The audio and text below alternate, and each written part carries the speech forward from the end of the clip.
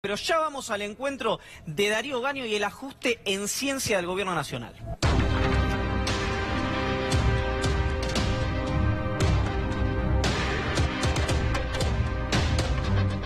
Del INVAP, donde acaban de terminar un satélite que está por viajar. El INVAP, ¿usted piensa que sería un lugar para recortar también? Todos tenemos que entender que tenemos una restricción. Yo soy el primer fanático del INVAP. Me puse la licitación del reactor para Holanda al hombro y la batallé hasta que se la conseguimos al INVAP. Confío en la capacidad técnica que tiene el INVAP, pero lo que pasa es que los contratos que tenía la Nación previstos con el INVAP eran de la época de la magia, donde la plata no está. Entonces tenemos que seguir trabajando y voy a seguir trabajando para ayudarles a vender equipos para medicina nuclear, como estamos haciendo con Bolivia y con otros países, y en cada iniciativa donde podamos apostar y apoyar la creatividad y la capacidad técnica del INVAP, ahí estamos. De varias maneras el gobierno está desmembrando lo que tiene que ver con la ciencia. Hay tres principales que tienen que ver con el desfinanciamiento. Una apertura en la competencia que tiene que ver con las áreas de la ciencia. Ahora se los repaso, pero otra forma también tiene que ver, por ejemplo, con tomar prestaciones gratis. El Ministerio de Modernización es el que está picando en punta ahí. Está mudando gente a, por ejemplo, ARSAT, en la provincia de Buenos Aires, gente de recursos humanos y de varios otros sectores, y toma prestaciones que no está pagando. Es una forma de la que se quejan que lo desfinancia, pero también en varias áreas están pidiendo plata adeudada. Y ese fue el debate de esta semana. Fíjense cuánto está en debate de lo que le debe el gobierno, el Estado Nacional, a, por ejemplo, INVAP. Lo que estuvo en debate esta semana del Instituto de Alta Tecnología de Valor Agregado en el país. Esto es un debate, no está 1.400 millones de pesos, el gobierno admite una cifra menor, pero fíjense, si uno revisa los estados contables de INVAP, esta empresa, en realidad este organismo que está en Bariloche, se repasa lo siguiente en cuanto a la deuda que tiene INVAP, en cuanto a lo que esta semana recopilaba la TAM satelital con los estados de cuenta, con la balanza de pagos de INVAP. Fíjense, esto es la deuda con los bancos. Como INVAP no podía pagar, se tuvo que endeudar porque no le estaban dando la plata que le debían. En 2017 debían 390 millones. Fíjense cuánto debe este año a los bancos este instituto, 950 millones de pesos. Si no hubiese estado esta deuda del Estado Nacional, no hubiese tenido que endeudarse y hubiese tenido ganancias. La empresa que venía teniendo ganancias y que sin embargo este ejercicio tuvo pérdidas el primer trimestre de 2018. ¿Cuánto hubiesen sido las ganancias? Unos 25 millones de pesos, vemos en la siguiente placa, y 27 millones de pesos debía ganar en 2018, pero por los costos financieros que no está pudiendo afrontar porque el Estado Nacional no le hace ese giro, tuvo una pérdida de 65 millones de pesos. Esto es la situación de INVAP. Ahora, pasa con todos los sectores de ciencia, de tecnología, de innovación que tiene el Estado, y que el Estado, aunque sea desde que cambió el gobierno, fue desmembrando. Recuerdan que hace un año en esta pantalla, en Economía Política, le contamos lo que se venía con ARSAT, con la privatización de las tareas de ARSAT, que a partir de ahí empezó a administrar el gobierno en todas las áreas. Fíjense los programas o las distintas tareas que están en peligro y que fueron estando en peligro a través de las distintas empresas, la CONAE, ARSAT, INVAP, los distintos proyectos que ahora vamos a repasar con el experto Jorge Aliaga, que está acá ante nosotros, pero satélites, TDA, reactores, drones, y quédense con radares. ¿Y por qué hablamos hoy también del ministro de Defensa, Oscar Aguad? Porque si se llegó a un acuerdo con Estados Unidos o con las Fuerzas Armadas por el peligro interno que tienen las nuevas amenazas, bueno, los radares que eran innovación argentina eran muy importantes. ¿Por qué se desfinancia algo tan importante en esa materia si se está pidiendo ayuda a Estados Unidos? Hay un factor ideológico ahí, que no tiene que ver solamente con el negocio atrás de estas cosas, sino también con la soberanía. Y por eso quiero que repasemos lo que decía quien era gerente general de INVAP, Héctor Otegui, que en el 2015 decía lo siguiente, y ahora les voy a explicar a qué se refería. Yo digo a veces cómo nos han porque yo también tuve educación en Estados Unidos, nos han vendido buzones, que el libre mercado es la madre de todo, y en estos casos el país número uno que más nos ha vendido esos buzones es el que usa su poder de compra inmenso, más de 1.000 billones de dólares americanos, se gasta en empresas americanas. Y acá hemos dilapidado durante muchos años ese poder de compra. Se entiende, estamos haciendo un poco lo que quiere Estados Unidos, lo que pide, no lo que pide la soberanía o la soberanía nacional, digo, o la idea de un proyecto nacional. Pero a esto no se refería solamente quien era gerente general, que también participa de esta nueva etapa de INVAP, sino fíjense este tuit de esta experta londinense o de la Universidad de Londres, Mariana Mazzucato, decía: ayer hablé con Macri, esto en 2016 igual, hablamos sobre el rol de la innovación y por qué las políticas neoliberales fallan. Y remata: no estoy segura que lo haya entendido. Un poco lo que piensa el gobierno con respecto a la ciencia, con respecto a la tecnología, pero ahora lo vamos a hablar con Jorge Aliaga, él es un experto en el tema, pero también pasa con otros sectores del Estado, donde el Estado se corre y le da a los privados la tarea de desarrollar lo que podría hacer con el ímpetu nacional.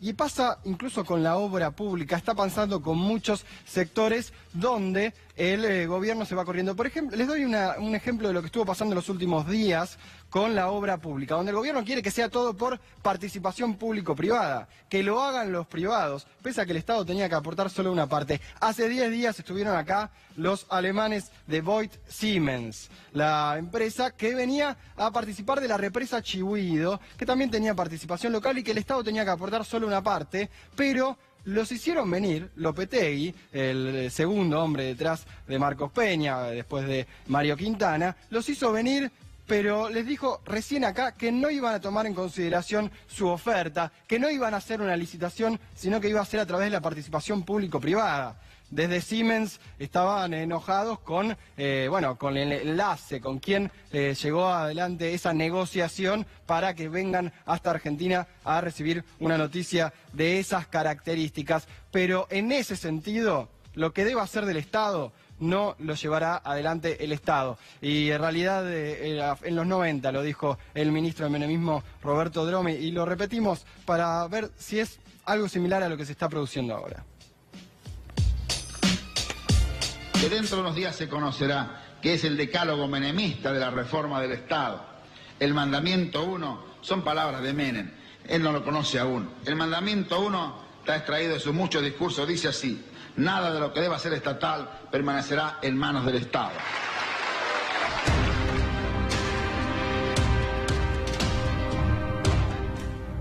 Ya estamos con Jorge Aliaga, investigador del CONICET, un enorme especialista en la materia que gentilmente nos acompaña. Jorge, gracias por haber venido. No, por favor, gracias a ustedes.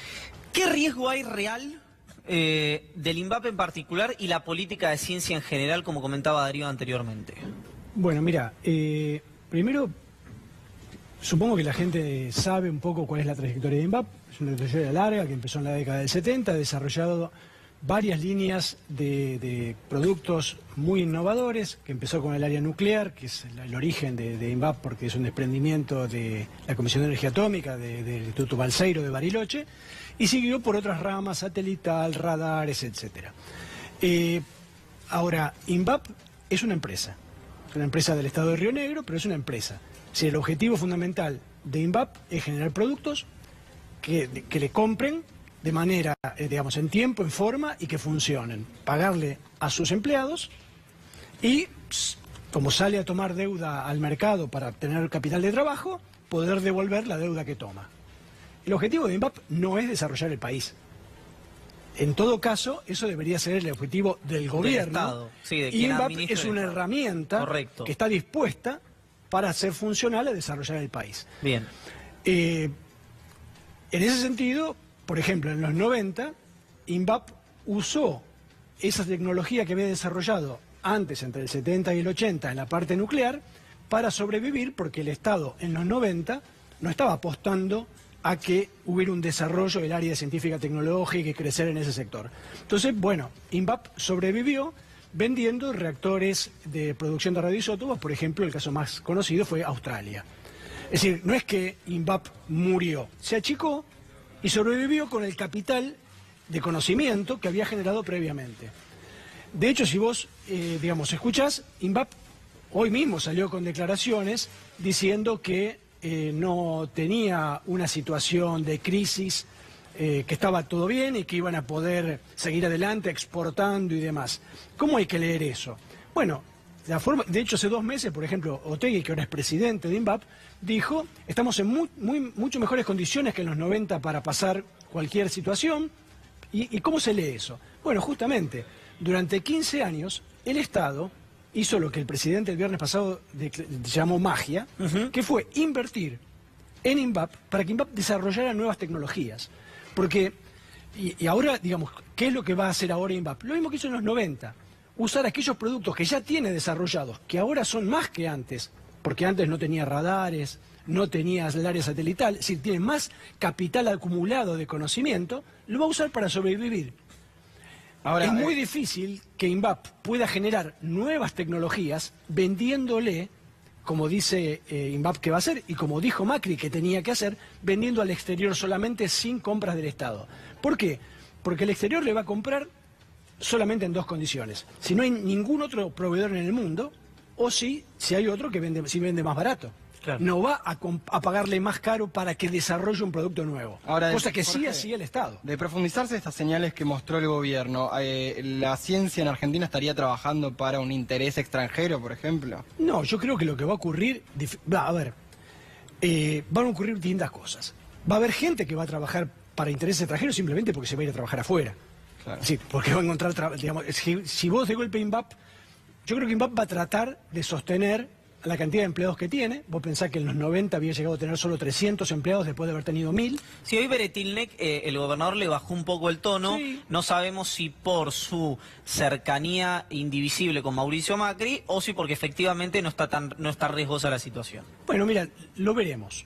La verdad es que nosotros lo que veníamos diciendo es que si vos tenías una empresa preparada, digamos, formada, con recursos humanos capacitados para seguir desarrollando los radares, como decía Darío, de intersección, o el ARSAT-3, o el proyecto SARA, y todo eso se discontinuó, bueno, evidentemente hay gente que hoy va a tener problemas para, digamos, tener los recursos para poder pagarle a esos empleados. Eso es claro.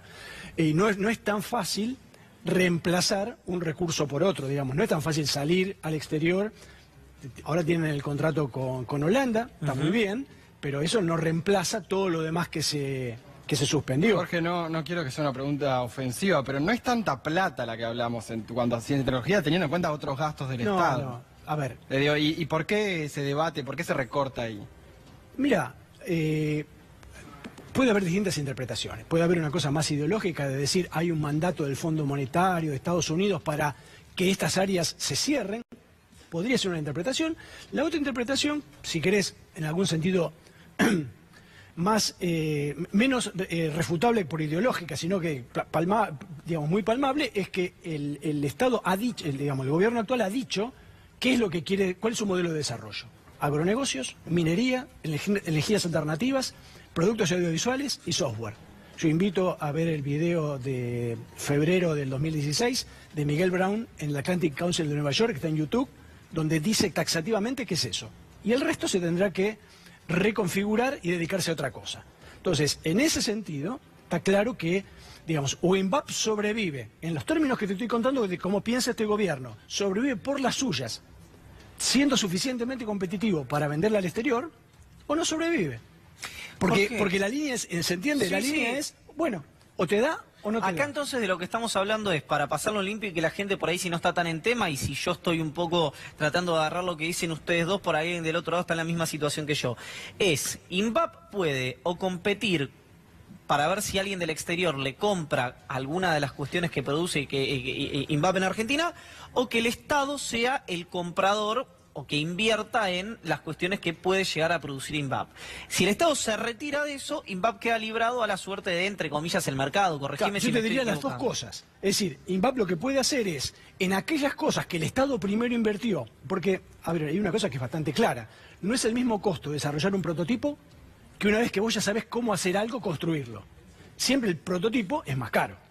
Bueno, es muy difícil que un privado internacional te pague el prototipo. Entonces, si el Estado está dispuesto a pagar el prototipo, después INVAP ha mostrado que está en condiciones de generar cosas de suficiente calidad como para después venderla.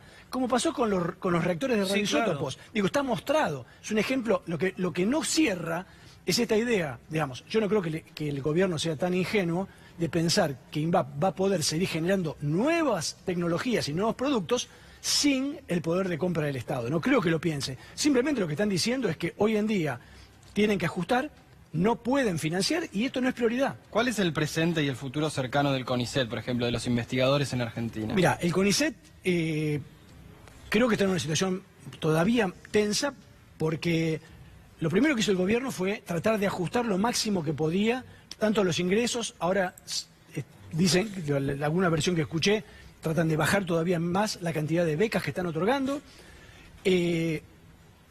A diferencia de otros organismos de ciencia y técnica, como la Comisión de Energía Atómica y demás, el CONICET tenía poco que no fuera sueldos, pocos subsidios y demás. Con lo cual, es muy inelástico cómo bajar el sueldo. Creo que lo que van a ir ahora va a ser por lo que van a ajustar en todo el Estado, que es tratar de bajar lo más posible la paritaria y ajustar salarios.